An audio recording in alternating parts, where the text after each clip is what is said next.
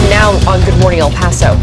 Thing that we ought to all put in our minds is this is life-threatening. It's the first hurricane to make landfall in Florida in 11 years. I'm Adrienne Bankert from New York. We'll have the latest from Florida's coast coming up. College football season kicks off here in the Borderland this weekend with the Battle of I-10 at the Sun Bowl. All you need to know in a live report. Plus, we'll have all the details of Juan Gabriel's final resting place with events taking place throughout the weekend. Live, where news comes first. From the Mesilla Valley and Las Cruces to El Paso and the Borderland. This is ABC7's Good Morning El Paso.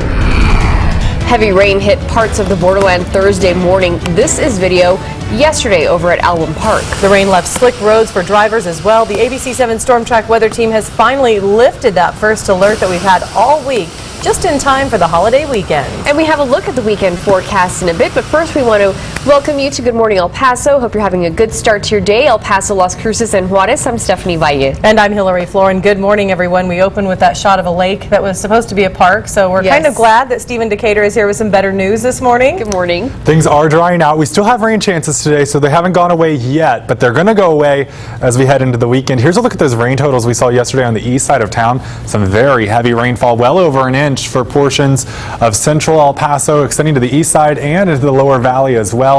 Very heavy rain. West side didn't see all that much, but they still saw some if you lived Mesa and points southward on the west side. Now, Doppler radar fairly quiet this morning, not a lot going on. A few sprinkles back off towards far western areas just south of the border in Mexico, but again, not a lot happening. We do have viewer photos, plenty of viewer photos and reports yesterday. This one of a rainbow in Las Cruces, and again, we saw plenty of those reports, and we really thank you for those reports. They certainly help us when things get crazy here in the Borderland. All right, thanks so much, Stephen. Now the time is 6:02. Our top story today, Florida's governor giving a somber warning to residents this morning. While many are weathering the storm and not evacuating, it was supposed to be the first hurricane to hit since 2005. But new this morning, the National Weather Service now saying it's been downgraded to a tropical storm. ABC's Adrienne Bankert continues our Storm Track weather coverage. Hurricane Hermine, now a tropical storm, making landfall, then weakening as it moves inland. The National Weather Service still issuing warnings about damaging rain and big waves. After days of rising waters, flooding is still a problem in several counties. In Sarasota, Florida, some residents were trapped in their homes. Flash flooding in places like Clearwater. What's left of the storm expected to bring tidal surges of as much as 10 feet along the coast. Please protect your property and evacuate immediately. The governor urging Floridians to get ready with 3 days worth of supplies. Bottom line, it's life-threatening. If you need to go to a shelter, go now. Don't wait. We bought an extra cases of water. I'm still a little worried about the tidal surge. But some are still in town riding out the waves, despite signs to stay out of the water. This is really severe. Still about 4.5 inches of water inside the house. Many saying they want to protect their boats. Got to stay on your boat so you can loosen your lines and tighten your lines. And their homes up to the last minute, doing all they can to board up windows, putting down sandbags, and moving to higher ground. And things are expected to worsen through the holiday weekend with tropical storm watches and warnings all the way up to the Jersey Shore. Adrienne Bankert, ABC News, New York. It's the rivalry that Borderland football fans look forward to every year, the Battle of I-10.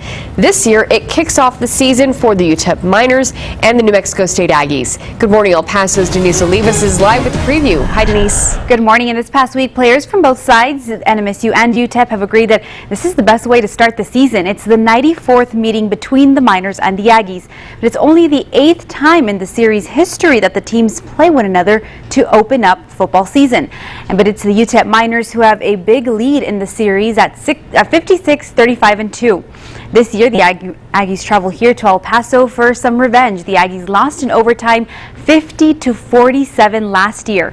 UTEP has won 9 of the last 10 games between the rivals here at the Sun Bowl, including the last 3 matchups. but the last time NMSU beat UTEP at the Sun Bowl was in 2008. So again, the Battle of I-10 is happening tomorrow night at the Sun Bowl. Kickoff is at 6 o'clock. Tickets are still available, and if you don't want to hassle with parking, then you can use Sun Metro's Park and Ride. You can catch the shuttle at 6 Sun Metro stations across the city. It's $3 per round trip. Children 5 and under ride for free. You will be dropped off at Memorial Gym, and those return trips start at the end of the third quarter. And I'll have a link to Sun Metro's website where you can see where you can catch the shuttle there. And if you live on the east side, you can get your tickets at 1452 Zaragoza. Hillary, back to you. All right, making it easy. Thanks, Denise. ABC 7 has learned the final resting place for Juan Gabriel. It will be in Juarez. The ashes of El Divo de Juarez return home this weekend. El Diario is reporting that Juan Gabriel's family will fly into El Paso and cross the downtown bridge with his ashes. They'll go down Avenida 16 de Septiembre before arriving at his home around 5 p.m. Now, the Bishop of Juarez will celebrate Mass at 8, and then he'll hold a private ceremony with his family. A public tribute will then follow outside the home. Sunday, Juan Gabriel's ashes will be taken to Mexico City. On Monday, a tribute will be held at the Fine Arts Palace there. And on Tuesday, his ashes will return to his home in Juarez. It's reported that his home will then be turned into a museum. Mexican President Enrique Peña Nieto is talking about his meeting with Donald Trump. He wrote an op-ed about it in El Universal newspaper. Nieto says that despite Trump's controversies, it was a chance for him to meet with someone important in U.S. politics.